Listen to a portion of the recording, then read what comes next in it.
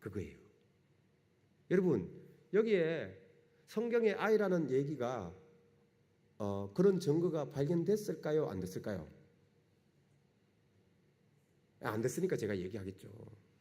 그러면 이 사람들이 저기를 아이라고 어떻게 얘기했냐?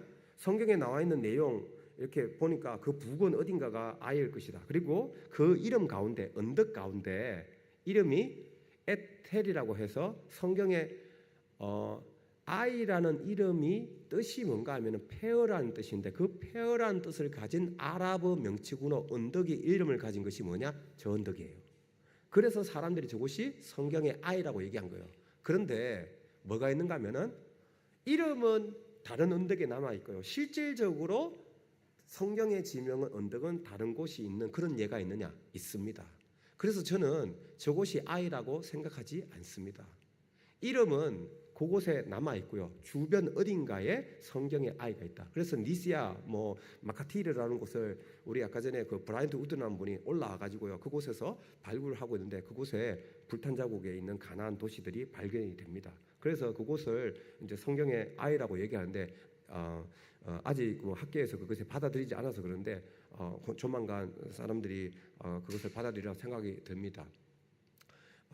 그래서 아이는 이름은 그곳에 남아 있지만 성경의 아이는 그곳이 아니다. 예, 그것을 제가 말씀드리고 싶고요. 그런 예는 다른 장소에서도 얼마든지 찾을 수가 있습니다. 요 아이성 전투 끝나고 난 다음에요, 뚱딴지같이 여호수아에서 보면은 희한하게도 여호수아가 이스라엘 백성을 이끌고 어디로 가느냐? 에발산으로 갑니다. 사실 내용만 보면요, 안 맞아요. 안 맞습니다. 전쟁 도중에 무슨 남유다 그것도 그냥 시온산 가거나 아니면은 저기 감남산에 가가지고 이렇게 제의 지냈다고 그러면은 그거 이해 좀 하겠어요. 그런데 뚱딴지같이 저 북쪽으로 가가지고 북쪽으로 가가지고 그곳에 가가지고 세겜 옆에 있는 에발산에 가서 그곳에서 제단을 쌓고 그곳에서 율법을 낭독하고 아멘 하고 그렇게 얘기했다고 여호수아 8장에서 얘기하고 있습니다.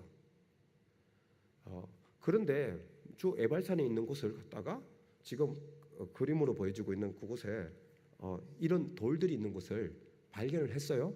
발견을 누가 했느냐? 제가 한 게 아니고 아담 제르탈이라는 분이 했어요. 그리고 난 다음에 저곳을 발굴했습니다. 발굴해가지고 발견한 게 뭐냐? 저는 요런 유적지를 발굴했고요. 이것을 갖다가 재건해 보니까 왼쪽에 있는 이런 모습입니다. 그래서 이런 모습을 갖다가 옆에 있는 분야하고 이렇게 같이 생각해 보니까 이런 경계선이 있고 그 다음에 제단이 가장 높은 곳에 있는 그런 곳입니다. 저 제단 주변에서 많은 뼈들이 발견됐습니다. 그래서 저곳은 다른 학자들이 얘기하는 것처럼 그곳이 망대거나 아니면 다른 목적이 아니라 이곳에서는 뭔가 제사를 지낸 장소입니다. 재미난 것은 이 시대가 언제냐? 바로 여호수아가 왔었던 그 시대 때에 그 토기하고 같은 인장 이런 것들이 나온 것입니다. 그래서 요거는 뭐를 얘기하느냐? 주변에 지금 경계선이 이렇게 있잖아요. 그렇죠? 요 경계선이 이렇게 있죠. 요 경계선은 뭐냐? 이곳이 거룩한 곳이라는 것을 경계하는 테메노스라고 해서 이렇게 경계를 딱 치고, 그래서 거룩한 곳과 세속적인 곳을 갖다가 경계를 해놓는 곳인데 그곳이 있고 그 안쪽에는 사람이 살았다는 흔적이 하나도 없어요. 그리고 요 시대 여호수아가 들어왔던 그 시대 때 이전 또는 이후에 어떤 증거물도 없습니다. 딱 그 시대예요. 그러니까 지금 여호수아 8장에 나와 있는 요 내용은 요 증거물하고 딱 맞아떨어지고요. 그 다음에 이전 시대도 이후 시대도 맞아떨어지지 않는 그런 증거물들이 지금 발견된 것이죠. 예. 지금도 가서 볼 수 있습니다, 여러분들. 또 하나 이제 그 남쪽 지역을 갖다가 이제 전투를 하는데 아이 무너지고요. 그 다음에 여리고도 무너지고 아이도 무너지고 하니까 그 주변에 있던 가나안의 세력들이 위협을 느낍니다. 위협을 느껴서 어떻게 하느냐? 다들 다 모여 해가지고 우리 여호수아 군대를 뽐때를 보여주자. 그렇게 해서 5개의 중요한 도시의 왕들이 연합합니다. 그 연합하는 소집을 누가 하느냐? 예루살렘 왕이 합니다. 왜? 기브온이 화친했거든요. 그러니까 예루살렘하고 굉장히 가까운 기브온이 예루살렘 그 이스라엘에게 넘어가니까 다급함을 느껴가지고 주변에 있는 그 동료들에게 군사를 좀 도와달라서 그래서 전투를 합니다. 그래서 예루살렘 왕, 헤브론 왕, 라기스 왕, 그 다음에 야르무드 왕, 에글론 왕 이렇게 5개 왕이 연합해서 전투를 하게 됩니다. 그래서 거기에서 이기게 되는데 그 와중에 누가 돕느냐? 바로 라기스 왕이 도우러 갑니다. 그래서 라기스를 갖다가 징벌해서 그것에다가 이제 사람을 죽이고 파괴시켰다는 내용이 이따가 보게 될 여호수아서에 나오는데, 그래서 라기스를 갖다가 이것을 팠습니다. 그래서 지청이 6번째, 첫 번째 페르시아 헬라 시대 거, 두 번째 바벨론에서 파괴된 유다 성읍, 세 번째 사네립에 의해서 파괴된 것, 9세기 거, 그다음에 10세기 거, 로밤 시대 거, 그다음에 밑에 게 6번째 게 누구 거냐? 바로 가나안 사람들의 것입니다. 그 가나안 사람들의 도시에 어느 곳을 파든지 6번째 도시는 다 불탑니다. 불타고 사람들 죽어 있는, 심지어 해골도 발견됩니다. 시체도 발견됩니다. 지금 몇 개를 보여주고 있는데 지금까지 발견된 것만 해도 4개가 발견됐는데 전부 다 여자 아니면 유아, 남자는 발견되지 않았어요. 그래서 저는 전쟁은 나중에는 사람들 다 큰 전쟁은 어딨냐? 성읍 바깥에 있었을 것이다. 저는 그렇게 생각하는데 군사 데리고 가가지고 그래서 바깥에 다지고, 그러니까 여호수아 군대가 와가지고 이 라기스에다가 징벌을 행한 거죠. 근데 왼쪽 그림에 보듯이 애가요 완전 땅바닥에 완전 패대기 쳐가지고요, 애가 6개월도 안 됐는데, 어떤 애는 3개월도 안 됐는데 애가 패대기 쳐가지고 죽었어요. 여성도 죽었습니다. 그러니까 우리 성경에서는 얘기하고 있지 않지만 림나에게 사람을 칼날로 쳐서 사람을 다 죽였다, 그렇게 라기스를 림나에 행한 것 같이 그렇게 행했다라고 얘기하고 있는데, 실질적으로 어떤 모습을 행했느냐? 이런 모습을 행했어요. 매우 잔인하게, 불을 태우고 사람을 죽인 거죠. 그거 행간을 여러분 읽으시길 바랍니다. 그래서 여호수아 10장에 보면 라기스를 이스라엘 손에 넘겨주셔서 이튿날 둘째 날에 그 성읍을 점령하고 칼날로 그것 안에 있는 것을 다 멸했다, 그런 기록이 있는데 실질적으로 라기스에서 발견이 됩니다.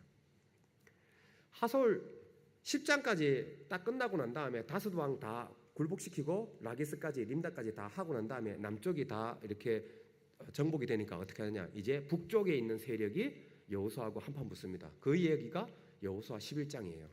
그런데 남쪽에서는 예루살렘이 중심돼 가지고 그 옆에 있는 사람들 갖다가 세력을 구합해 가지고 전투를 했는데, 북쪽에서는 누가 했느냐? 바로 하솔이 했습니다. 하솔 엄청난 큰 도시입니다. 지금 왼쪽에 보시다시피 상부도시, 하부도시 있죠.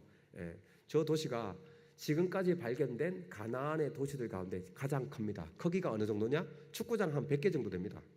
한 도시가 그렇습니다. 그래서 학자들마다 의견이 다르지만 한 도시 안에 15,000명에서 한 2만 명이 거하는 대도시였어요. 크기가 매우 큰데 이 매우 큰 도시가 항상 컸느냐? 그렇지 않습니다. 항상 컸느냐? 그렇지 않고 가나안 사람들이 살았던 그 도시만큼만 그 도시가 매우 컸습니다. 왜 크느냐? 가보면 압니다. 주변의 지역을 보세요. 뭡니까? 농경지예요. 주변에 농경지, 넓은 농경지가 있어서 그곳에서 농사 지어가지고요, 다 수확을 거두면 그게 전부 다 힘입니다. 경제예요. 그리고 또 하나, 옆에 보면 이게 도로가 쭉 나와 있는데 여기도 옛날 사람들이 다녔던 길입니다. 이 길로 쭉 올라가면 어디로 가느냐? 다메섹으로 갑니다. 왼쪽으로 가면 어디로 가느냐? 두로 시돈에 가서 우가리 이쪽으로 갑니다. 그러니까 국제도로가 비아마리스가 지나가는 그런 하솔인데, 이 하솔에 대해서 여호수아서에서 뭐라고 얘기하는가 하면 모든 왕국들의 머리였다, 이렇게 표현하고 있습니다. 하솔이. 그래서 가나안 사람들의 머리가 누구냐? 하솔이다.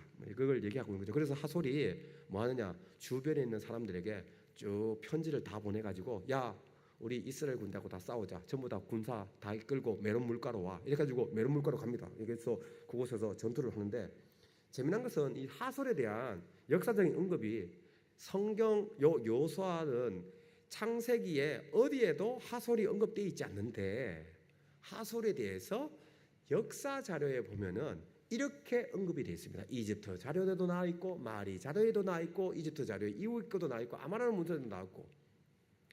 그러니까 중앙 산악 지역에서 야곱이 왔다 갔다 할 때, 요셉이 왔다 갔다 할 때요, 하솔은 뭐 했느냐? 편지로 이집트하고 왔다 갔다 하고 마리하고 왔다 갔다 한 거예요. 국제적으로 놓으신 거죠. 이런 상황 속에서 성경 이야기가 쓰여진 거죠. 재미난 것은 마리 문서에 따르면은 마리의 핫주라에 하소를 언급한 게 토판이 마리에서 발견되고요. 굉장히 중요한 메소포타미아의 유프라테스가 있는 도시 국가인데 그곳에서 발견되고, 하솔에서는 마리의 편지를, 또 그 마리를 언급하고 있는 편지가 하솔에서도 발견됩니다. 그러니까 서로 서신을 왔다 갔다 하면서 서기관이 있고 무역 통상을 했던 그런 국제적으로 노신 분들이죠. 재미난 것은 아마르나 편지에 의하면은 그때 당시에 가나안의 전국에 있는 도시에 있는 통치자들이 뭐 했는가 하면은 편지를 보내는데 바로한테 이렇게 보냅니다. 바로시여, 위대한 바로시여, 당신 발밑에 있는 티끌과 같은 제가 당신 앞에 1년씩 7번 엎드립니다. 뭐 이런 식으로 아양을 하고, 그리고 난 다음에 저기 우리 도시에, 옆에 있는 도시에 누가 문제를 일으킵니다. 제발 군사를 좀 보내주세요. 뭐 10명을 보내서 20명을 보내서, 모기또 같은 경우는 한 100명 보내주세요. 그렇게 얘기를 합니다. 그런데 유일하게 하솔은 바로한테, 신과 같은 이 바로에게 편지를 보냈는데 나 하솔 왕 누구누구는 이렇게 얘기합니다. 심지어 옆에 있는 시돈에 있는 왕이 바로에게 편지를 보냈는데 하솔 왕이 지금 말을 안 듣습니다. 그러니까 하솔을 좀 혼내주세요. 뭐 그렇게 편지를 합니다. 그냥 모든 사람들이 하솔에 있는 통치자를 바로 앞에서 왕으로 이렇게 언급하고 있는, 그만큼 하솔은 대단한 그런 크기뿐만 아니라 역사적 기록에도 대단한 세력이었다. 그걸 알 수 있습니다. 이곳을 우리 야딘이라는 분이 발굴했는데, 여기서 나온 게 뭐냐? 하솔에서 나온 게 이런 거예요. 이게 뭡니까? 수입 토기예요. 본 차이나도 있고요. 일본에서 온 아주 예쁜 그 차 세트도 있고요. 저쪽에 저기 인도에서 온 먼 것도 있고, 그게 전부 다 한 도시, 우리 용인에서 발견된 거예요. 대단한 거 하지 않습니까? 하솔 안에 미케네 토기도 있고요. 사이프러스 토기도 있고, 그 다음에 히타이트 토기도 있고, 이집트 토기도 있고, 가나안의 토기는 물론이고, 이게 하솔에서 다 발견이 됩니다. 그만큼 문화적으로 국제적으로 관계를 가진 그런 도시국가다. 그것을 보여주고 있고요. 그 안에 신전이 지금까지 발견된 것만 해도 4개가 발견됐는데, 그 중에 신전이 오른쪽에 왼쪽에 있는 게 발견된 거고, 그것을 재건해 보니까 저런 모습인데 어느 정도 크기냐? 여기 안에 보면 잘 안 보이시겠지만 여기 보면은 여기 중간에 서 있는 게 있죠. 조그맣게 있는 거 보이십니까? 이게 사람이에요. 사람 크기예요. 그러니까 신전이 어마어마합니다. 어마어마해요. 벽 두께가 2m가 넘습니다. 넘는데 재미난 것은 여기에 계단으로 올라가 가지고요, 한번 쉬고 그 다음에 다시 계단으로 올라갑니다. 그리고 난 다음에 이 넓은 뜰이 있는데 12가 8개가 있는 그 베이스가 있습니다. 거기에 번제를 드렸고요, 제사를 지냈고, 그리고 난 다음에 계단을 타고 다시 올라가 가지고 양쪽에 기둥이 야긴과 보아스처럼 2개의 기둥이 있고, 그 지름이 거의 1.5m 됩니다. 엄청나요. 그런데 그것을 지나서 이제 신전 안으로 들어가는 겁니다. 신전 안으로. 그러니까 이런 어마어마한 가나안 신전이 이 하솔에 있는 겁니다. 여러분, 내가 이스라엘 백성이다 생각해 보시고 가나안에 딱 들어갔어요. 하나님이 가나안에 들어가기 전에 야, 너희들 가나안 신 믿지 마 아무리 경고를 했어요. 그런데 딱 들어가면은 가나안은 신에게 넘어갔습니까? 안 넘어갔습니까? 넘어갔어요. 기도원 얘기 나오잖아요. 그렇죠? 어떻게 넘어갔느냐? 실질적으로 그렇습니다. 여러분, 저기 앞에 한번 서보세요. 저 안에 지금 파괴된 것이 유적이 남아서 그렇지, 실질적으로 서 있는 모습을 보면 가나안의 그 문화에 대해서 압도당합니다. 어떻게 해서 저런 저런 세력을 가질 수 있지? 사람이 그게 그냥 마음이 녹아지는 것이죠. 가나안은 이 신전인데 이곳에서 발견된 물품이 뭐냐? 이런 것들이에요. 상하 제품, 금 제품, 이집트 칼, 뭐 도끼, 갑옷, 그리고 목걸이, 귀걸이, 이런 것들이 이 신전 안에서 다 발견됩니다. 그러니까 신전이 엄청난 부의 그런 모습을 보이죠. 제가 한 가지 말씀 안 드렸는데, 가나안의 신전에 그 전통 중에 하나가 뭔가 하면, 신전에는 항상 뭐가 있느냐? 이렇게 계단이 있습니다.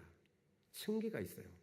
여러분, 하나님이 왜 너희들은 제단을 만들 때 층계를 만들지 말아라, 하체가 보일까 함이니라, 그렇게 말씀하셨잖아요.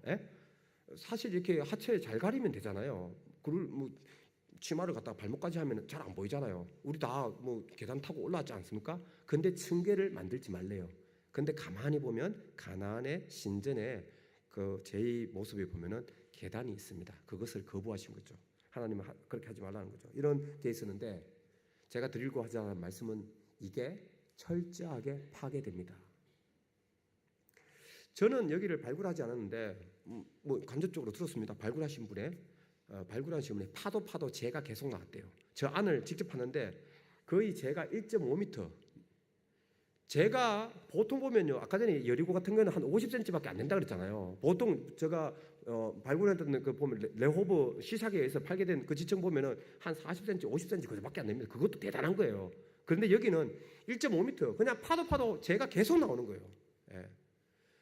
화재가 얼마나 심했는지 보시다시피 여기 사람이 지금 쓸고 있는데 흙벽돌이 그 높은 연료에 인해 가지고 다 녹아지고 무너지고 흙벽돌이, 그리고 옆에 보면 화강암이 있는데 화강암이 보통 온도에서는 갈라지지 않습니다.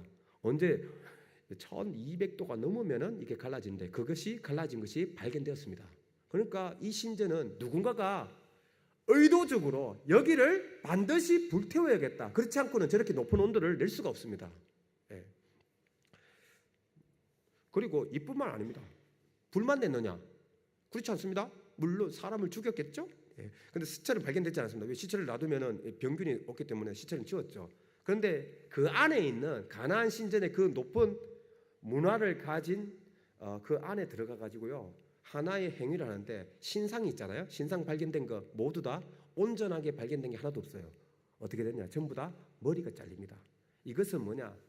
가나안의 신에 대한 징벌입니다. 큰 게 여기 강례상의 한 절반 정도 되는 크기인데 지금 이스라엘 박물관에 가 있습니다. 이거는 이렇게 발로 밀면요, 야 너희들 벌 받아 해가지고 발로 툭 차면 이렇게 넘어지면 뚝 깨지는 그런 게 아닙니다. 누군가가 가지고 도끼나 칼로 치지 않으면 이게 깨지지 않습니다. 그러니까 반드시 이것은 누군가가 가지고 의도적으로 절도한 겁니다. 그리고 또 하버드시에 가보면은 이집트 이렇게 신상 보통 보면은 이집트에 가보면은 이렇게 서 있는 그런 석상이 많이 있는, 입상이 많이 있는데 그것을 위에 다 깨고요, 얼굴도 깨고 팔도 깨고 그 다음에 상부 다 깨고 하부 깨고, 그래서 요 둔부만 딱 남아 있는 것이 그것이 발견됩니다. 다리 한 짝 이렇게 있고 그 다음에 아래쪽에 보시다시피 신이 앉아 있는데 앉아 있는 신을 갖다가 칼로 쳐가지고 이렇게 대롱대롱 해가지고 머리만 이렇게 옆에 있는, 그리고 옆에 있는 제2 물건들은 전부 다 파괴시키고 그렇게 했습니다. 절도한 거 제가 보여드렸고요. 중요한 건 뭐냐? 누가 이 일을 했느냐 이거죠. 누가 했을까요? 이제 얘기하겠습니다. 저의 의견이 아니고, 암론 벤트로라는 분이 이것을 90년대부터 지금까지 계속 발굴하고 있는데, 이분이 이곳을 파괴시킬 수 있는 사람이 학술적으로 논리적으로 생각할 수 있는 그룹이 4그룹이 있다. 지금 여기에 소개되어 있는 이 그룹입니다. 첫 번째, 이집트. 왜? 이때 당시에 가나안 땅은 누가 다스리느냐? 아까 전에 티끌만도 못한 존재들이잖아요. 그러니까 바로가 다스리는 겁니다. 바로가 다스리다 보니까 얘가 하솔이 말을 안 들어. 그래서 이집트가 바로의 군대가 딱 와가지고 하솔을 전부 다 불태우고 그곳에 있는 가나안 신들을 다 징벌하고 사람들 죽이고, 그럴 수 있죠. 그럴 수 있지 않겠습니까? 네, 그렇죠. 그런데 제외됩니다. 왜 그렇습니까?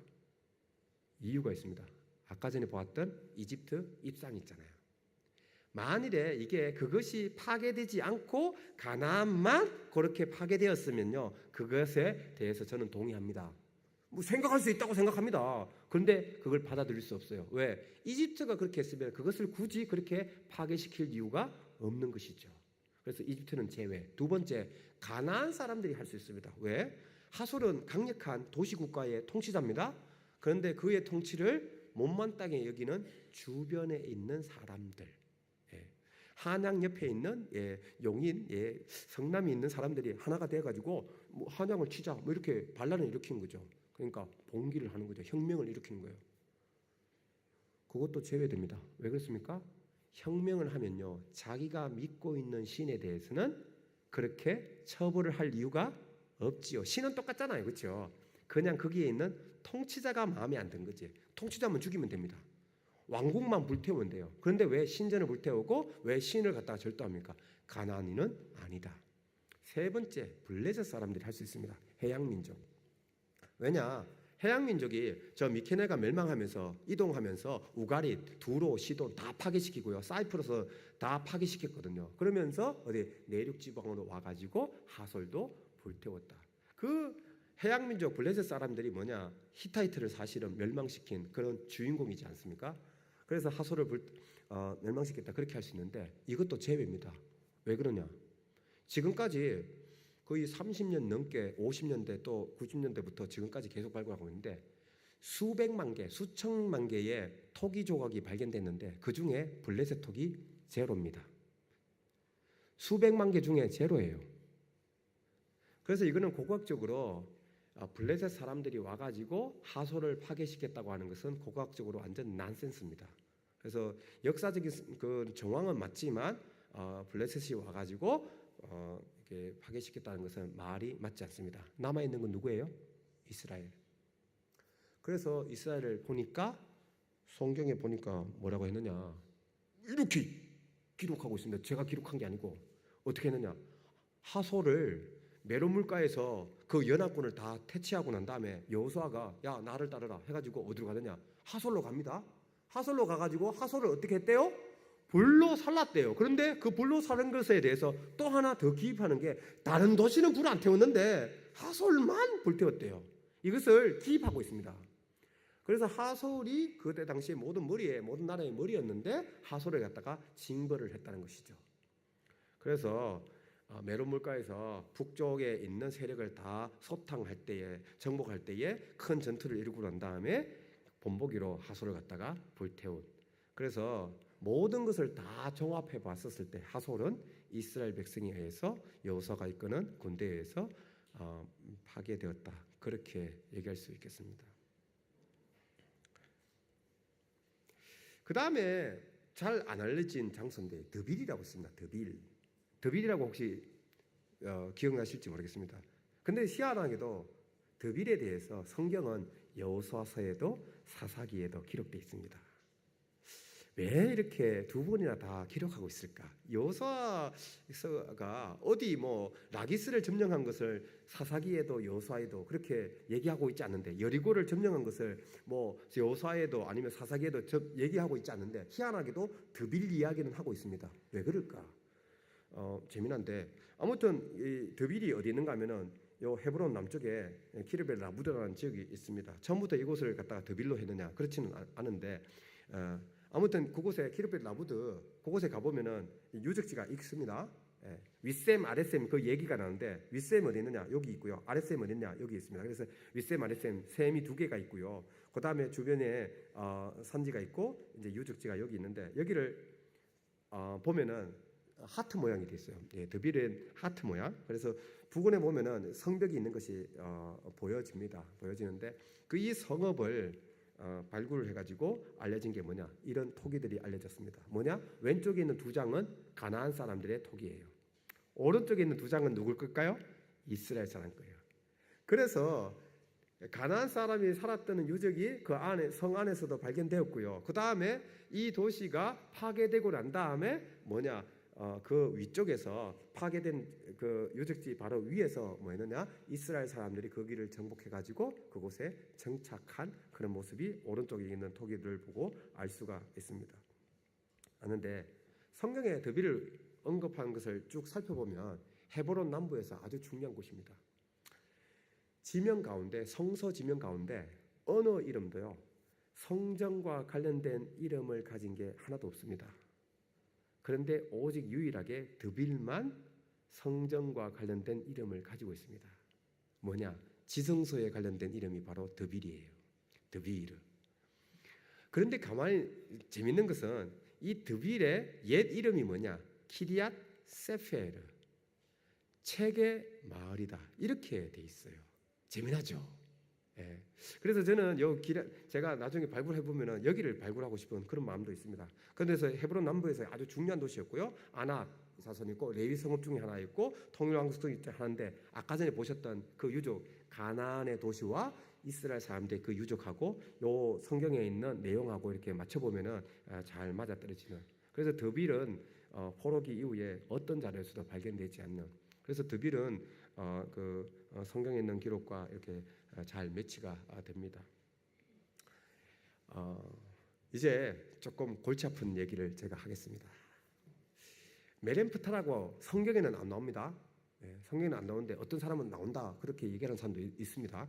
조금 이따 제가 말씀드리도록 하고, 이 메렘프타라고 13세기 말경에 람세스 2세의 13번째 아들이에요. 13번째 아들인데 람세스 2세가 우리가 역사에서 잘 아는 대로 67년을 다스렸습니다. 67년을 다스리니까 자기가 낳은 아들이 수십 명인데 그 중에 애들이 다 죽었어요. 12명이 다 죽었습니다. 그래가지고 그분이 90 넘게 이렇게 계시다가 돌아가시니까 가장 장자가 누구냐? 메렘프타예요. 그래서 60 넘어가지고 이제 바로를 시작한 거예요. 그래서 10년 동안밖에 이제 왕 노릇을 못했는데 이분이 왕이 되고 난 다음에 전쟁을 했습니다. 전쟁을 했는데 전쟁하고 난 다음에 뭐였냐? 자랑하듯이 또 승리 비문을 갖다가 새겨놓습니다. 그 비문이 뭐냐? 여러분 오른쪽에 보이는 그 비문입니다. 이제 사랑누리 교회 여기 이제 강의 들으신 분은 저 비문은 여러분 이해하셔야 됩니다. 기억하셔야 돼요. 저 비문이 굉장히 중요합니다. 왜 중요하냐? 지금까지 발견된 모든 유물 가운데 성경 외에 이스라엘 백성, 이스라엘 나라 말고요. 이스라엘 백성을 지칭하고 있는 그것을 기록하고 있는 유물 가운데 가장 오래된 게 뭐냐? 저겁니다. 왜 저것을 갖다가 기록했느냐? 메렘프타가요. 자기가 리비아 그러니까 이집트의 지금 서쪽에 있는 카타피가 죽은 그 장소를 갖다가 공격을 했고 그리고 성공했어요. 그리고 난 다음에 어땠냐? 저 북쪽으로 이제 가나안을 공격했습니다. 그래서 가나안에 있는 도시를 갖다가 공격해서 성공했는데 그 중에 가나안의 도시를 언급하면서 함께 뭘 언급하느냐? 이스라엘 백성을 언급합니다. 이때는 이미 이스라엘이 이집트 바깥에서 어딘가에 있었다는 것을 지금 얘기하고 있고 그리고 이스라엘이 백성 무리로 존재하고 있었다는 것을 지금 얘기하고 있습니다. 그래서 비문 내용은 이런 겁니다. 이런 거예요. 위대한 이들, 납작 9개의 활, 아주 전형적인 표현이고요. 그 다음에 테헤누, 하티 나왔고요. 가나안, 그 다음에 아스글론, 게젤, 야노암 나왔고 그 다음에 이스라엘을 얘기하고 있습니다. 이스라엘은 황폐하게 되었고 그의 자손은 끊어졌다. 이렇게 표현하고 그 다음에 하루, 그 다음에 모든 땅 대유하는 일을 정복됐다. 그래서 수미상관식으로 이렇게 얘기를 하고 있는데 여기에 제가 두 가지 말씀드립니다. 첫 번째, 가나안을 언급하고 있는데 가나안과 함께 이스라엘을 따로 독립된 것으로 얘기하고 있습니다. 즉 이스라엘하고 가나안은 분명히 구별된 존재로 이집트 서기관은 분명히 구분했다는 거예요. 여러분 뭐 자료 같은데 보면은 사람들이 학자들 얘기가 이스라엘은 가나안에서 나왔다. 그러면서 가나안하고 이스라엘하고 자꾸 하나가 되게 하려는 그런 이야기가 있습니다. 분명히 이 비문은 가나안하고 이스라엘을 따로 구분하고 있습니다. 그게 하나가 있고요. 두 번째는 뭐냐? 여기에 앞에 아스글론, 게젤, 야노암을 얘기하고 있는데 이 게젤, 야노암 그리고 아스글론 얘기할 때는 그 뒤편에다가 뭘 얘기하고 있는가 하면은 이렇게 지시사라고 해서 이렇게 그림을 갖다가 내주는데 이게 뭐냐? 지역을, 도시를 나타내는 겁니다. 부메랑은 뭐냐? 외국인, 이집트 입장에서 봤었을 때 이것이 이방인이다. 이집트의 외국인이다라는 것을 표시하는 것이고 그 다음에 이렇게 산으로 이렇게 표시한 것은 뭐냐? 지역 또는 도시를 나타내는 겁니다. 아스글론, 게젤, 야노암은 저 표시를 했고요. 이스라엘은 뭐 했느냐? 밑에 있는 이 표시를 했습니다. 이게 뭐냐? 부메랑은 아까 전에 이 부메랑 표시는 뭐라고 했습니까? 외국인, 이방인, 그리고 뒤편에 있는 건 뭐냐? 남자, 여자 앉아 있고 그 다음에 작대기 3개 있는 것은 복수. 그래서 남자, 여자, 사람, 복수, 백성, 무리. 앞에 뭐라고 읽느냐? 이스라엘 이렇게 읽습니다. 그래서 요 뒤편에 있는 것이 앞에 있는 이스라엘이 백성물이라는 거죠. 그래서 이스라엘은 황폐하여졌고 그의 자손은 끊어졌다. 분명히 언급하고 있습니다.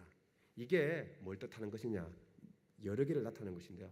첫 번째, 메렝프타 이 시기에 이미 이스라엘은 이집트 바깥에 나가지고 어딘가에 정착하고 있었다. 두 번째, 이스라엘이라는 민족을 백성물이라고 서기관이 인식하면서 그 민족이 세력이 있어서 이집트 군대가 가서 쳐부순 것을 자랑할 만큼 왕정 비문에 기록할 만큼 세력이 형성되어 있었다라는 것을 알려줍니다. 그래서 요 문맥에 의해서 이 이스라엘 백성과 관련된 내용 너무너무 중요하고요. 이게 1990년대 전까지 알려진 사실이고 여기 사실은 19세기 때 발견돼 가지고 사람들이 많이 써먹었습니다. 그런데 1990년대 이후에 이 비문과 함께 새로운 사실이 알려졌습니다. 뭐냐? 여기에 이 벽이 있는데 이 벽 뒤편에 거기에서 비문이 발견됐거든요. 비문이 발견됐는데 여기 비문 뒤쪽에 나와 있는 이 벽을 누가 프랑크 유로코라는 사람이 여기를 갖다 쭉 조사를 했어요. 조사를 했는데 조사를 하기 전에는 사람들이 어떻게 했느냐? 중간에 가보면은 람세스 2세가 히타이트하고 전투를 해가지고요. 카데시에서 전투를 해서 평화 협정을 맺은 내용이 있습니다. 그래서 주변에 있는 모든 내용이 람세스 2세의 것이다 그렇게 생각했는데 아니다. 프랑크 유로코는 중간에 있는 이것은 람세스 2세께 맞고 좌우에 있는 것은 누구 거다? 메렝프타의 것이다. 그런데 그것이 뭐와 연관이 있느냐? 비문과 연관이 있다. 그렇게 얘기했어요. 왜? 이렇습니다. 평화협정을 맺은 왼쪽 편에 보면 여기에 요 내용이 있는데요. 마차를 타고 이제 메렝프타가 가가지고 이렇게 공격하는 거. 그래서 이 성읍 안에 있는 사람은 막 살려달라고 기도하고 애를 갖다가 여진들 막 도망가고 그런 그림이 여기에 있습니다. 여기 있는데 요 옆에 보면 상형 문자로 글씨를 쭉 써놨는데 도시를 가리킵니다. 어느 도시를 가리키는가 하면 아스글론. 그래 아까 전에 승리하는 그 도시 중에 하나가 아스글론이잖아요. 그래서 이것이 1번이고 1번이니까 요게 1번이니까 요 방향이 이쪽으로 돼 있으니까 이 건너편에 있는 요게 2번이고요. 위에 있는 게 3번이고 요게 4번이에요. 그러면 순서에 따르면 뭐냐? 요게 아스글론, 요게 게젤, 요게 야노암이면 요 4번에 있는 게 누구를 묘사한 거겠습니까? 이스라엘. 요거 가지고 이제 뭐 주장을 합니다. 주장하는데 제가 왜 이걸 정확하게 얘기하는가 하면 이게 만일에 이스라엘로 확인이 되면요. 지금까지 알려진 이스라엘 사람이라고 확실하게 얘기할 수 있는 모습을 그린 그 모습이 바로 지금 여기에서 확인이 되는 겁니다. 근데 두 개죠.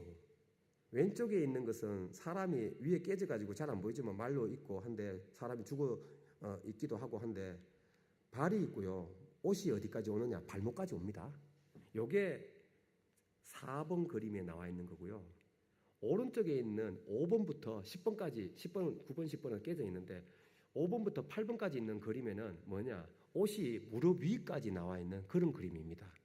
이거 가지고 사람들이 이제 전투를 합니다. 학술간에 전쟁을 하는데 뭐냐? 왼쪽에 있는 이 그림에 있는 이 옷을 입은 사람들은 아까 전에 1번부터 3번까지 있는 가나안 사람하고 똑같습니다. 똑같아요. 그래서 프랑크 유로코는 4번이 가나안 모습을 하고 있지만 그 사람이 바로 이스라엘이다. 이제 그렇게 얘기를 하고 있고요. 이 안손 레인이라는 사람은 이게 가나안이 아니고 어떻게 하느냐? 오른쪽에 있는 이 샤슈 이 사람들이 바로 이스라엘이다. 이제 그렇게 얘기를 합니다. 제가 왜 얘기하면 한 가지만 더 말씀드리고 넘어가겠습니다. 지금까지 알려진 모든 자료를 다 통틀어 가지고요. 야훼 하나님과 백성과 연관시킬 수 있는 사람이 딱 두 자료가 있습니다. 두 개가 있는데 하나가 이스라엘 국가와 관련된 야훼 하나님 메샤 비문에서 발견되고요. 나중에 제가 보여드리겠습니다. 두 번째는 뭐냐? 15세기 때 주전 15세기 때에 그때 샤슈라고 하는 유목민이 있는데 그 유목민에 대해서 언급을 하는데 어떻게 하느냐? 야후 샤슈 오브 야후 이렇게 얘기하고 있어요. 그러니까 유목민 샤슈가 누구를 하나님의 이름 야훼 하나님의 이름에 축약된 형태를 가지고 있는 겁니다. 그래서 요 샤슈의 그림, 이 그림이 바로 이스라엘과 관련돼 있다. 이것이 안소 네이니 교수님의 특징입니다. 그러니까 가나안하고는 분명히 구분되어 있다. 그래서 아직도 결론이 나지는 않았습니다. 그래서 이스라엘이 누군가는 분명히 앞으로도 더 논란할 것인데, 재미난 것은 이스라엘이 도대체 어디에 있었느냐 그거예요. 어디에 정착했느냐. 아스글론, 게젤, 야노암 동쪽에 있든지 아니면 갈릴리 호수 아래쪽에 있든지. 뭐냐? 아래쪽에서부터 쭉 치고 올라갔어요. 그 다음에 이스라엘을 쳤으니까 동쪽 어딘가에 있든지 아니면 돌아오면서 어딘가에서 쳤을 것이다. 그렇게 얘기할 수 있습니다. 그래서 뭐 미국에 빠지는데 둘 중에 하나인데, 재미난 것은 정착의 변화를 한번 조사를 해봤습니다. 조사를 해봤는데 가나안 사람들이 살았던 그 지역을 갖다가 이렇게 쭉 조사를 해보고요. 이후에 이스라엘 사람들이 들어와 가지고 정착했다는 그 변화를 한번 보니까 산악지역, 중앙에 있는 산악지역의 변화가 아주 심하게 나타난다는 거예요. 왼쪽에 있는 게 가나안 사람들이 나타난 지역, 오른쪽에 것이 이스라엘 사람들이 나타난 지역. 수가 얼마만큼 변하느냐? 무려 12배가 넘습니다. 경기도에 어떤 사람은 경기도를 조사하고, 어떤 사람은 충청도 조사하고, 어떤 사람은 전라도를 조사했어요. 조사한 결과 보니까 고려시대 때에는 사람들이 별로 안 살았어요. 그런데 조선시대 딱 와서 한양으로 이제 태조 이성계가 딱 하고 난다니까 사람들이, 그 주변으로 사람들이 확 늘어나게 된 거예요. 그거하고 비슷한 얘기입니다. 뭐냐? 중앙산악지역에 전에 살지 않았던 에브라임 산지지역, 베냐민 산지지역, 유다 산지지역에 사람들이 살았던 숫자가 확 늘어났는데 12배가 넘는 거예요. 367개가 되는 지점입니다. 재미난 것은 이게 가나안에 있었던 사람들이 파괴당해가지고 이동하면 이 숫자가 안 나옵니다. 전부 다 어디냐? 외부에서 누군가가 반드시 온 거예요. 그게 하나가 있고, 재미난 것은 이런 갑자기 늘어난 이 지점에 비슷한 현상이 나타난 게 어디 나타나냐? 요단 동편에 있는 산지 지역에서 또 나타납니다. 그쪽에서도 또 연구를 했거든요. 그러니까 아까 전에 아스글론, 게젤, 야노암을 치고 요단 동편 산지든지 아니면 돌아와가지고 요단 서편에 있는 산지든지 간에 이스라엘은 아마도 산지에 있었을 것이다. 그렇게 얘기할 수 있습니다. 그러니까 아스글론, 게젤, 야노암은 전부 다 뭡니까? 계곡 지역에 있었던 거고, 그래서 중앙 산악 지역에 있는 이스라엘을 쳐가지고 그들을, 나라가 없었기 때문에 이스라엘, 그래서 그들을 황폐하게 하고 그 다음에 그들의 자손은 끊어지게 했다. 뭐 그렇게 자랑하듯이 얘기한 것이죠. 그래서 이걸 갖다가 뭐 조사해 보면 이렇습니다. 전에 살지 않았던 베냐민 산지나 유대 산지에 그렇게 사람들이 막 살고, 그 다음에 뭐 단계를 거쳐가지고 사람들이 살았고, 그 다음에 367개 중에 339개는 그 전에 가나안 사람들이 살지 않았던 곳인데 이스라엘 사람들이 와가지고 새롭게 정착한 곳입니다. 그 다음에 가장 이런 변화가 심한 곳은 중앙 산악지역이고, 그 우수한 것은 요단 동편 지역인데, 대조적으로 계곡 지역 있잖아요. 아스글론이나 게젤이 있는, 머기또나 뭐 햇산에 있는 그런 계곡 지역은 변화가 거의 없습니다. 거의 없어요. 거기는 계속 가나안 사람들이 살게 됩니다. 그러니까 이스라엘 사람들은 계속 산지에 살게 되고, 가나안 사람들은 계곡에 그냥 계속 살게 되는 것이죠. 이게 뭐 중요하냐? 이것 때문에 그렇습니다. 제가 장황하게 설명드린 이유가 이거 한 구절 이해하시라고. 사사기에 보면요, 희한하게도 하나님이 여호수아서에 보면은 뭐 전투해가지고 다 정복하고, 그 다음에 저 북쪽 가가지고 하솔 다 정복하고, 그래서 다 자기 건 땅 됐다고 생각하는데, 간혹 가다가 여호수아서에도 다 정복하지 못한 성읍이 있다. 뭐 그것을 한 구절 딱 얘기하고 있는데, 사사기 와서는 그림이 완전 딴판이에요. 그런데 그러면서 유다 지파에 얘기하면서 이렇게 얘기합니다. 유다 지파와 하나님이 함께 하셔가지고 산지는 차지할 수 있었는데 뭘 차지 못했어요? 골짜기에 있는 거민들은 차지하지 못했대요. 왜? 철병거가 있어가지고. 그래서 산지, 므낫세 산지, 에브라임 산지, 그리고 베냐민 산지, 유다 산지는 이스라엘 백성이 살았던 그 흔적이 나타납니다. 그런데 계곡 지역은 여전히 계속 어떤 문화가 가나안 문화가 계속 나타나게 됩니다.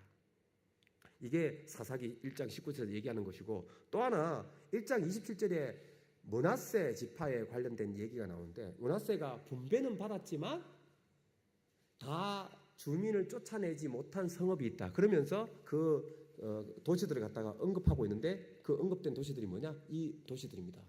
예, 도시들인데 다 뭐냐? 전부 다 계곡에 있는 겁니다. 돌이 그렇고 이블람이 그렇고 다낙이 그렇고 베샤안이 그렇습니다. 그래서 이 구절들에 의하면은 산악 지역에 이스라엘 사람들이 거하면서 밑에 계곡 지역은 그래도 가나안 사람들이 살고 있었던 모습이다라는 것을 알 수 있는데, 고각진 그런 연구에 의해서 우리가 알 수 있는 것입니다. 그래서 여호수아하고 같이 함께 연합해서 이제 얘기한다 그러면은 중요한 도시들은 파괴시켰어요. 파괴시켰습니다. 그러면서 중앙산악 지역에 살았어요. 그러면서 계곡 지역은 아직도 이스라엘 지역이 되지 않습니다. 언제 그 계곡 지역이 이스라엘 것이 되느냐? 다음 시간에 보게 될 통일 왕국 시대 때 그 길을 정복합니다. 다윗이 그렇게 합니다. 한 가지만 더 말씀드리면, 제가 여기 성서구전에 하지 않았지만 여호수아서에 보면 이 이야기가 납니다.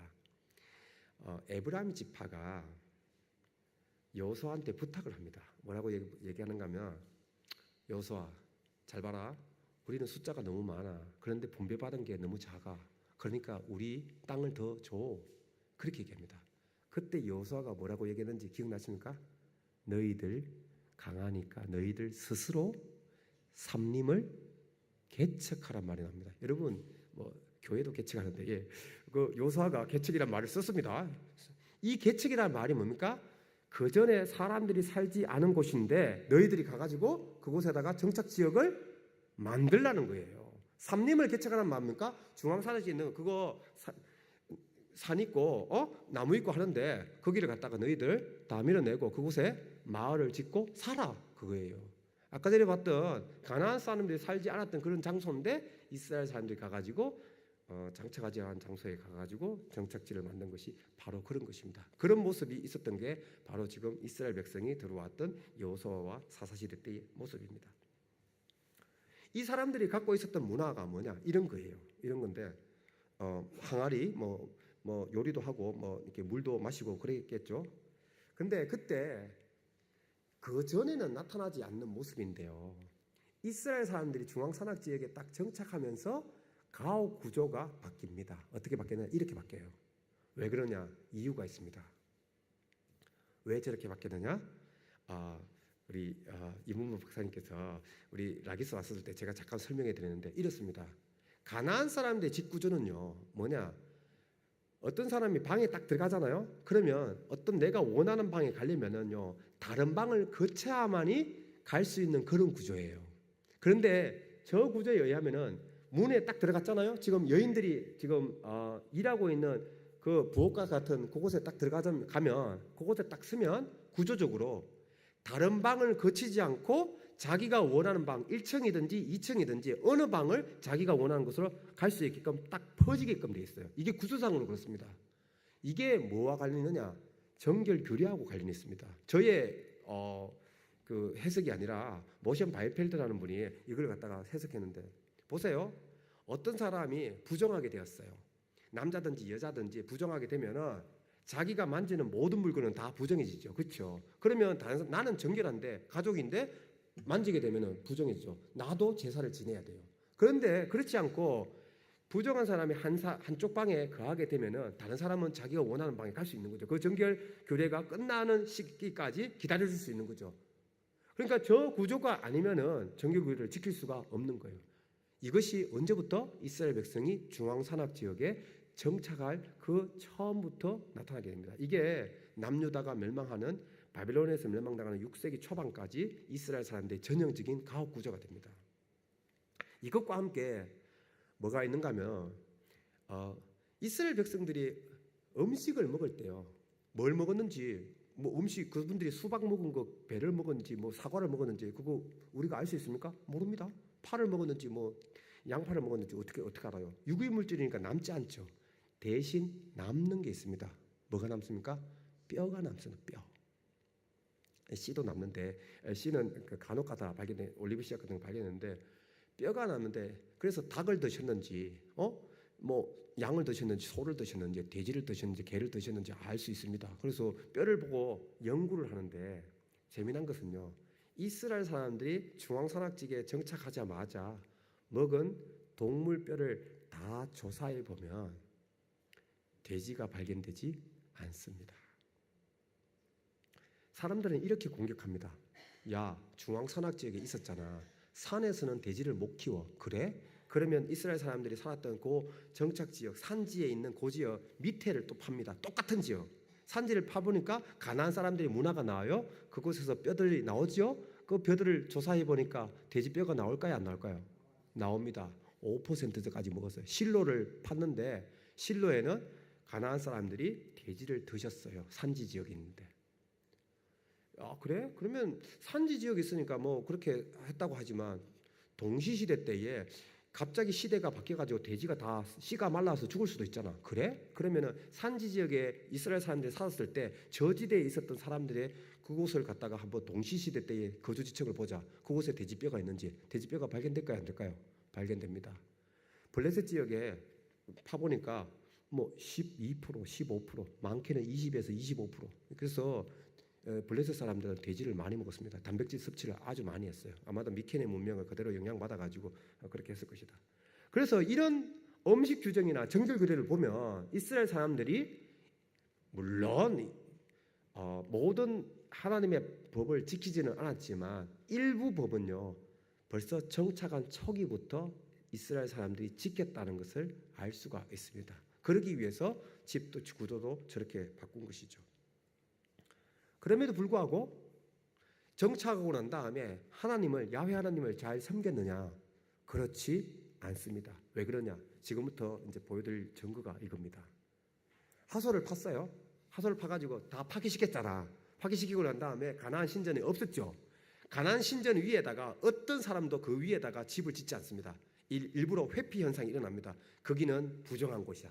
그 위에서는 사람이 살지 않습니다. 그런데 그곳에서 조금 떨어진 쯤에 사사시대 때에 유적이 발견되는데 사사시대 때에 거주지가 나옵니다. 그런데 여기 뭐냐, 뭐 이렇게 돌 세운 게 넘어진 게 발견되는데 그 세우면 저렇게 모습입니다.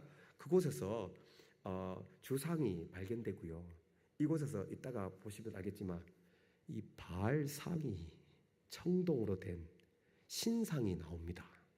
그리고 이곳에서 최근에 2006년도, 7년도 그때 이게 그 가나안 신전에서 멀지 않은 그곳에서 뭐냐, 이게 주상이 나오고 그 밑에 테이블이 3개가 있고 또 작은 것들이 한 10개가 있는 그런 주상을 세운 것이 문화가 그곳에서 발견이 됩니다. 어느 시대 때? 사사시대 때. 이거는 누구 문화하고 똑같으냐? 가나안의 문화하고 똑같습니다. 여기 보세요. 아까 전에 그 주상 있잖아요. 그 주상 그 방 안에서 발견된 게 여기 항아리 안에 있는 건데 도끼 떼내니까 뭐냐? 이렇게 봐. 청동에 있는 신상이 그곳에서 발견됩니다. 사사시대 때. 그래서 왼쪽에 보여지는 이런 제의와 관련된 유부품과 함께 그곳에서 보였느냐? 제의를 한 겁니다. 그 방 안에서. 예. 이게 분명히 사사시대 때의 모습이고요. 또 하나 이거보다 더한 게 있습니다. 아예 소 형상 있잖아요. 예? 소형상, 이게 사마리아에 있는 도단 가까운 지역에서 발견이 됩니다. 발견되는데 뭐 크기는 크지 않습니다. 한 12cm 정도 되는데 그 주변에 있는 그 도시들 보면 전부 다 이스라엘 사람들이 살았던 그런 정착지가 6개, 7개 정도 발견되고요. 그 중앙에 이런 불사이트라고 하는 제2지역이 발견됩니다. 모습이 어땠느냐? 보시다시피 돌로 그냥 경계를 삼았습니다. 이곳이 거룩한 지역이야. 그 다음에 여기에 뭐가 있느냐? 주상이 있고 그 다음에 여기에 테이블 같은 게 있습니다. 테이블 같은 게 있는데 거기에서 뭐가 났냐? 요 소로 된 형상이 나왔습니다. 소로 된 형상은요 가나안 겁니다. 가나안 거예요. 우리 뭐 아론 출애굽기 34장 그 얘기 여로보암 뭐 소 형상 뭐 이거 나오잖아요. 그런데 이 소 형상은 족장 시대 때에 가나안 사람들이 제의를 할 때 형상을 만들었던 전형적인 그 신 형상이고요. 후기 청동기 즉 그 가나안 사람들이 그 족장 시대 말고 요수아 그 시대에 들어왔었을 때에 그때의 가나안 사람들의 제의에서도 소 형상이 발견이 됩니다. 그런데 사사시대에 딱 들어와 가지고 이스라엘 백성이 뭐냐? 소 형상을 만들어 놓은 것, 저렇게 잘 만들어 놓은 것을 제2 고 시설에다 갖다 놓고 사람들 와 가지고 그곳에서 제의 활동을 합니다. 이게 사사기 때의 모습이에요. 그래서 이 사사시대 때에 이스라엘 사람들의 이 종교적인 모습을 보면 이렇습니다. 가나안 종교를 그대로 답습하는 그런 모습이 고고학적으로 분명히 발견됩니다. 그래서 사사기를 쭉 읽어보면 기드온 얘기에 보면 사람들이 바알 신상 제단을 갖다가 허물었다고 가족을 죽이려고 그러잖아요. 기드온을 죽이려고 그러잖아요. 왜 그렇습니까? 자기네들이 중요시 여기는 걸 갖다가 누군가가 허문 거예요. 그런데 가만히 보면 이게 안 맞잖아요. 그런데 그만큼 들어오자마자 정착하자마자 이스라엘 백성은 벌써 가나안 종교에 넘어간 겁니다. 그것을 반영해 주는 거죠. 그런 거 보면은 지금 소형상 이런 신상 천공동된 그런 신상들을 보면은 가나안에 넘어간 신상 그 사사시대의 모습은 분명합니다. 두 번째, 이게 참 중요하다고 생각하는데 사사시대 때에 어디에도 독립적인 그런 건물이 발견되지 않습니다. 뭐냐? 그냥 방이에요. 아까 전에 하솔에 주상에 있는 거 그 방이잖아요. 그렇죠? 이게 왜 중요하냐? 독립된 건물, 그 성전이 발견되는 것은 오로지 솔로몬 시대 때 와서야 가능하게 되고요. 그 이전에는 그냥 방이었어요. 가정에 그냥 한 방에다가 제장소를 만든 겁니다. 사사기 17장, 18장에 보면 무슨 얘기가 나옵니까? 미가 제사장 얘기가 나옵니다. 한 집이었어요. 집이었는데 제사장을 취합니다. 내가 뭐 밥 주고 내가 월급 주고 할 테니까 너 우리 집에 제사장이 돼. 집 안에 하나의 성소를 만듭니다. 방을 하나 마련해 가지고 그곳에서 제의 활동을 하게 됩니다. 그러니까 미가서란다. 그 미가 이야기 사사기 17장 18장에 나와 있는 이 이야기는 사사시대 때 요 독립된 건물이 아니라 방 안에 제의 활동을 했던 그 활동하고 잘 연결이 되는 것이죠. 마지막으로 블레셋 얘기, 삼손 이야기 하도록 하겠습니다. 이 블레셋은 제가 솔직하게 말씀드리면 이렇습니다. 블레셋과 관련된 성경 모든 구절을 다 통틀면 200여 번이 발견이 되는데 성경에 이스라엘 민족 말고요 이방 민족 가운데 제일 많이 언급된 것은 이집트인데 이집트가 항상 언급이 많이 됐느냐? 그렇지 않습니다. 이스라엘 백성이 가나안 땅에 정착하고 난 다음부터 왕국이 멸망할 때까지 여호수아서부터 열왕기하까지 제일 많이 언급된 이방 민족은 블레셋입니다. 그래서 이 블레셋에 관련돼 가지고 고고학적으로 역사학적으로 굉장히 많은 연구가 이루어졌습니다. 그런데 성경에 200여 번 언급되어 있는 이 블레셋이 창세기에도 나와 있습니다. 그리고 출애굽기도 나와 있고 언급이 되어 있는데 재미난 것은 이 블레셋이 언제 정착하게 되었느냐 이것을 연구해 봤는데 지금까지 블레셋과 관련된 포함해서 해양 민족과 관련된 제일 오래된 기록은 비블로스에서 16세기 때 것이 발견이 됩니다. 그것 이전에는 지금까지는 아직까지는 발견되지 않았어요. 그걸 말씀드리고 싶고 또 하나는 블레셋 지역에 정착한 것은 언제냐? 고고학적인 역사적인 그것을 다 통틀면요. 사실 사사시대 때 초기 때부터 블레셋이 정착한 것이 발견됩니다. 하나 더 말씀드리면 블레셋 사람들이 정착하면서 어디에 정착했느냐? 어디에 정착했겠습니까? 5개 도시. 고고학적으로 확인되느냐? 확인됩니다. 12세기 상반기 때에 사사시대 초기 때에 5개의 도시 가자를 제외하고 4개의 도시를 다 발굴했습니다. 아스돗, 아스글론, 에그론 그리고 가드 요 4개를 다 발굴했는데 공통적으로 나타납니다. 주전 12세기 상반기 때에 비케네에 있는 토기를 가져와 가지고 그곳에 정착한 것이 발견됩니다. 그러다가 한 세대, 두 세대 지나 가지고 어떻게 하느냐? 주변 땅이 보입니다. 주변 땅이 보이니까 북쪽에 보니까 좋은 땅이 있네. 동쪽을 보니까 좋은 땅이 있네, 남쪽을 보니까 좋은 땅이 있네. 이들이 확장합니다. 12세기 하반기부터 확장해서 그들의 영역이 확장됩니다. 펜타폴리스 5개의 중심 도시, 여기에서 보시다시피 아스돗, 아스글론, 가자, 가드, 에그론에서 어떻게 하느냐, 이들이 동쪽으로, 북쪽으로, 남쪽으로 확장합니다. 이른바 두 번째 정착지역을 보여준데, 그 안에 들어가 있는 도시가 어디냐? 바로 딥나입니다. 여기에 보이는 딥나예요. 왜 이것을 알 수 있느냐? 12세기 하반기 11세기 때, 이 사사시대 때에 딥나의 지층 5번째 가보면 뭐가 나타나냐? 블레셋 토기가 나타납니다. 블레셋 토기가 어떤 거예요? 오른쪽에 보이는 저 그림입니다. 저 그림이 일부는 뭐 몇 개의 조각은 중앙산악지역에도 나타납니다. 그러니까 블레셋 사람들이 중앙산악지역까지 올라온 겁니다. 우리 요나단 이야기, 사울력에 보면은 블레셋 군대가 믹마스 전투도 일어나고 베들레헴도 전투도 하지 않습니까? 그는 전투가 나타나는데 블레셋 토기가 나타나는데, 그렇지만 사람들이 살았던 거주 지역에 확실하게 나타나는 것은 뭐냐? 지금 딥나까지, 저 북쪽에 야르콩 지역까지, 저 아래쪽에 테르파라에서 뭐 사루엔 그 지역까지 이렇게 나타납니다. 그러니까 블레셋이 다시 쫙 커진 거예요, 영역이. 그 와중에 뭐냐? 삼손 이야기가 여기 걸립니다. 그런데 재미난 것은 이 딥나를 발굴했는데, 딥나가 5번째 지층까지 딱 사사시대 때에만 블레셋 토기가 나타나고, 그 이전, 그 이후 어디에도 블레셋에 관련된 내용이 없어요.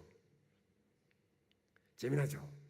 그러니까 블레셋하고 딥나하고 딱 연결시킬 수 있는 것은 딱 삼손시대, 요 시대만 딱 있어요. 그리고 난 다음에 어떻게 되느냐? 11세기 하반기 때에 강력한 왕이 나타납니다. 누구냐? 다윗이에요. 그래서 다윗이 이 블레셋 세력을 북쪽, 동쪽, 남쪽 세력을 전부 다 억압하고 난 다음에 다시 이 세력이 어떻게 되느냐? 다시 펜타폴리스로 딱 줄어듭니다. 그래서 결국은 이제 블레셋이 약해졌다가, 그래서 이스라엘 백성이 이제 왕국을 일으키게 되는 그런 상황이 됩니다. 그래서 보세요.